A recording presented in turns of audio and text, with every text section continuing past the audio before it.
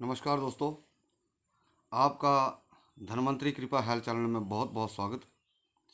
दोस्तों, बहुत सारे लोगों का ये मानना है कि यह जो अक्सर होता है, आपके जो खाली पेट की शुगर है, जिसको फास्टिंग शुगर कहते हैं, वो सुबह मान लिया 100 है तो खाना खाने के बाद वो 180 190 तक आ जाती है। दोस्तों, तो ऐसा क्या किया जाए कि आपकी जो खाना खाने के बाद की शुगर है वो उतनी ना बढ़े जितनी खाना खाने के बाद बढ़ जाती है।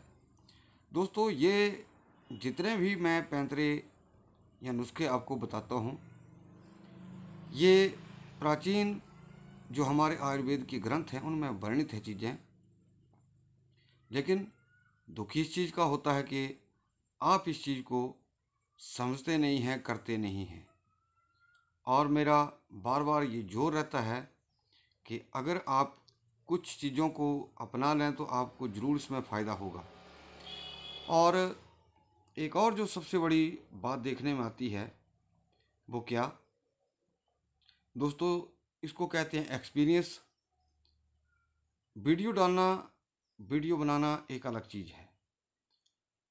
बहुत सारी ऐसी चीज़ें हैं कि मैं कुछ भी आपको दिखा करके बता करके वीडियो बना दूंगा, और कितना आप लोगों को फ़ायदा उसमें हुआ कितना नहीं हुआ, ये वीडियो डालने वाले को पता नहीं चलेगा कि हाँ, ये कितने परसेंट जो लोगों को इस चीज़ से फ़ायदा हुआ।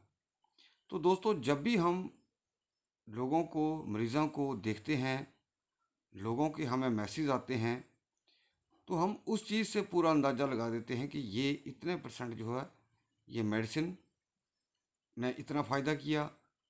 इतना फ़ायदा जो एक नेचुरल तरीके से जो लाइफ जीते हैं, ज़िंदगी जीते हैं, तो वो उनको कितना फ़ायदा होता है। दोस्तों, कृपया इस वीडियो को आप ध्यान से देखते जाइए। बात कुछ भी नहीं है, बात छोटी सी है, लेकिन आपको ये बात समझनी होगी, स्वीकार करनी होगी।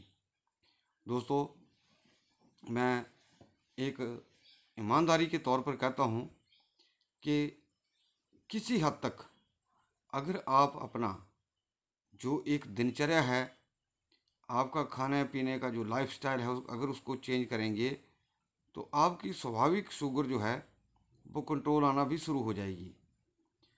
हालांकि जितने भी हम लोगों को मेडिसिन देते हैं उसमें लोगों को फ़ायदा तो मिलता ही है, प्लस अगर वो जैसे कुछ लोग, जैसे हम बताते हैं, उन चीज़ों को फॉलो करते हैं तो उनको 100% लाभ भी मिलता है। अभी कुछ दिन पहले एक हमारे जलंधर से आगे पाकिस्तान पर बॉर्डर पर रहते हैं, तो उनका मुझे फ़ोन आया कि हालांकि वो 2 साल से मुझसे जुड़े हैं, तो उनका फ़ोन आया कि उनकी घरवाली की शुगर जो थी, अब खाना खाने के बाद भी 100 95 यही आती है। और वो बहुत सारे लोगों को जो मेरे तरीके हैं उसको बताते हैं, दवाई बनवाते भी हैं, और लोगों का वो भला कर रहे हैं। दोस्तों, अब आगे बढ़ने से पहले मैं सभी माता बहनों भाइयों से निवेदन करना चाहूँगा कि आप इस वीडियो को ज़्यादा से ज़्यादा लाइक करें, शेयर करें, और इस चैनल को भी ज़रूर सब्सक्राइब करें। और एक एक चीज़ बड़े ध्यान से देखिए और सुनिए। अगर किसी को किसी प्रकार की बात पूछनी हो तो नीचे दिए गया व्हाट्सएप नंबर है, उसके ऊपर आप मुझे लिखकर भेज सकते हैं, और मैं उसका रिप्लाई देने की सभी को ज़रूर कोशिश करता हूँ। तो दोस्तों, अब चलता है मेरा सबसे पहला मेथड आपका, जो आप सुबह करते हैं। क्या करना है आपने कि आपने कुछ भी नहीं करना है। आपने कम से कम एक आधा लीटर उठने से पहले आपने 1 घंटा या आधा घंटा पूर्व आपने पी लेना है। दूसरा, इसके बाद शौच आदि से आप निवृत्त होकर के फिर आप जो भी आपकी एक्सरसाइज है, व्यायाम है, हालांकि मैंने बहुत सारे अब वीडियो में बताना शुरू किया है कि शुगर के लिए एक बहुत ही जो ज़बरदस्त एक्सरसाइज है या मुद्रा है, उसका ये मैंने दोनों उंगलियों से बता रहा हूँ मैं। ये आपने इन दोनों उंगलियों के पोर छूने हैं और ये जो दो उंगलियां हैं आपकी ऐसे सीधी रहनी चाहिए इस तरह से। और इसको आप बैठकर लेटे हुए कैसे भी कर सकते हैं। इसको प्राण मुद्रा कहते हैं। जो हमारे एंड्रिनल ग्लैंड जो कमज़ोर पड़ चुके हैं उनमें ये प्राण का संचार करेगा, आपका डाइजेस्टिव सिस्टम ठीक होगा। तो इसको आप सुबह खाली पेट आधा पौना घंटा ज़रूर करें। चाहे आपसे बहुत सारे ऐसे बुजुर्ग हैं जिनको सैर करने में या कुछ दर्दों की वजह से उनको दिक्कत हो जाती है, सैर नहीं कर पाते, तो इस स्थिति में वो घर में बैठकर इस चीज़ का अभ्यास कर सकते हैं, तो उनको बहुत ज़्यादा इस चीज़ से फ़ायदा मिलेगा। हाँ, मैंने अक्सर ऐसा भी देखा है कि जो इस चीज़ को करते हैं उनकी कॉन्स्टिपेशन, कब्ज भी दूर होती है।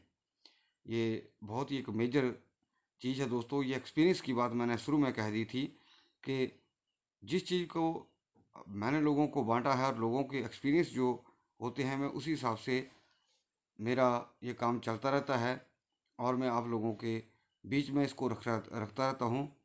अब इसके बाद जो चीज़ आती है दोस्तों, वो क्या है? आपका नहाना। आप नहाने में क्या डालते हैं? दोस्तों, हमारे प्राचीन जो चीज़ें हैं, जिनको मान लिया दर्दों में किस प्रकार के पानी से नहाना चाहिए, किसी को गठिया है उसको किस पानी से नहाना चाहिए, तो थोड़ा सा बता देता हूँ मैं।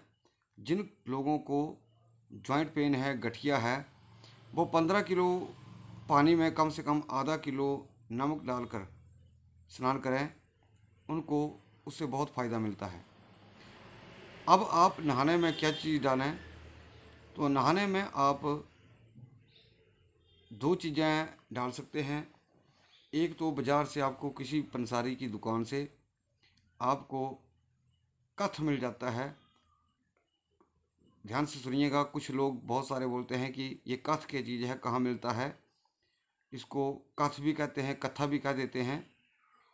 ये खैर की लकड़ी से निकलता है और ये हर पंसारी की दुकान की आपको ऊपर मिल जाएगा।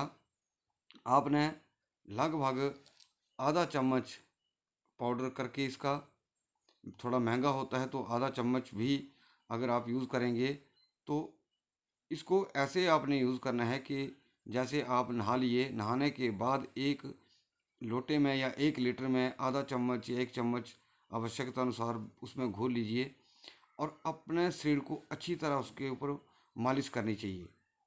और उसके बाद फिर आप 2-4 लीटर साधारण जल से आपको स्नान करना चाहिए। इसके बाद जो एक और चीज़ आप यूज़ कर सकते हैं वो है हींग का पानी। अगर आप जैसे बढ़िया हींग ले लेते हैं और अगर आप 1-2 ढक्कन अपने जो नहाने के पानी में डाल देते हैं, तो ये भी आपकी शुगर को कंट्रोल करने में आपके लिए मददगार साबित होता है।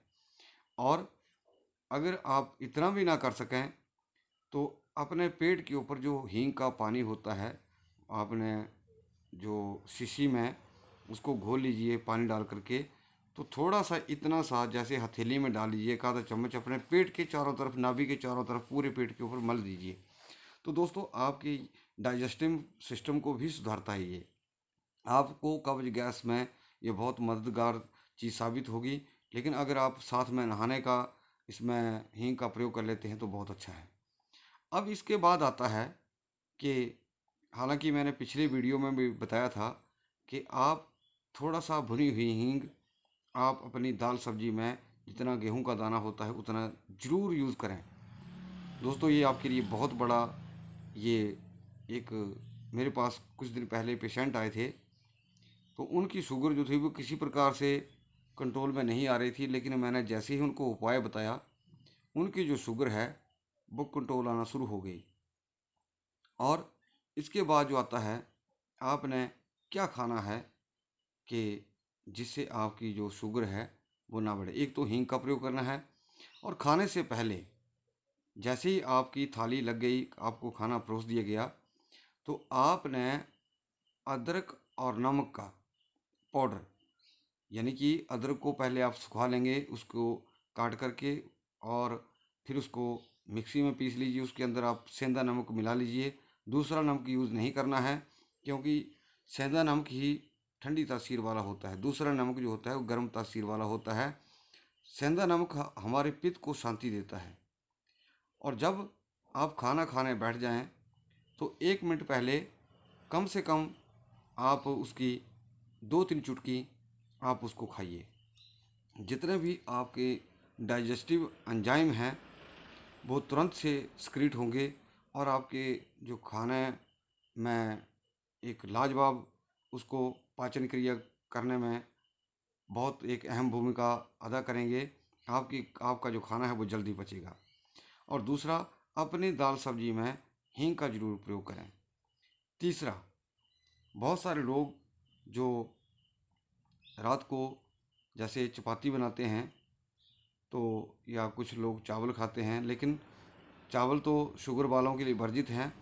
लेकिन रात की बची हुई जो भी आप 3-4 चपाती उनको आप रख लो, और सुबह उनको गर्म करके खाओ। शुगर वालों के लिए बहुत इफेक्टिव है ये, कि रात को बची हुई आपकी जो भी 3-4 चपातियाँ हैं उनको आप अच्छी तरह से गर्म करके, और दाल सब्जी आपकी ताज़ी होनी चाहिए, और उनको जो चपाती है आपकी उनको अच्छी तरह से गर्म करके खाएं।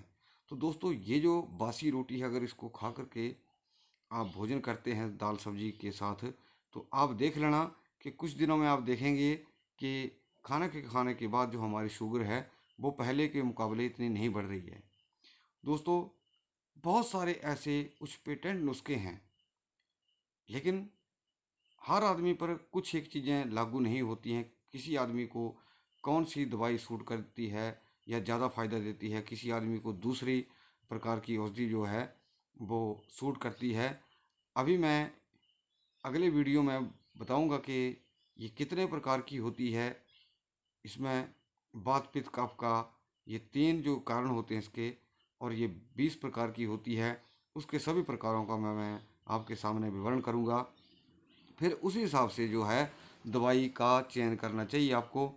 और मैं दोस्तों, हम जो इस्तेमाल करते हैं, हम जैसे गिलोय घनबटी है, प्योर गिलोय का इस्तेमाल करते हैं। कुछ में चिरायता नीम, या कुछ में जैसे गिलोय और दारू हल्दी का मिक्स करके कॉम्बिनेशन तैयार करते हैं।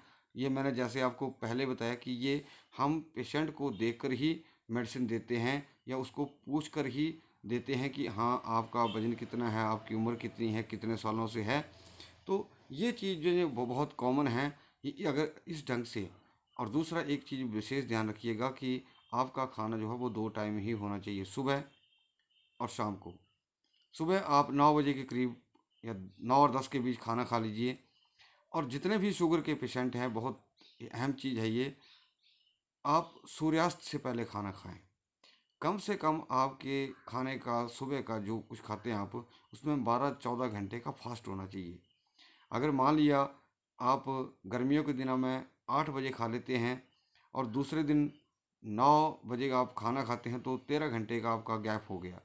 अगर सर्दियों के दिन हैं, तो अगर आप 6 बजे खाना खा लेते हैं, तो नेचुरली ही आप 8-9 बजे खाना खाएंगे, तो और भी ज़्यादा लंबा गैप हो जाएगा।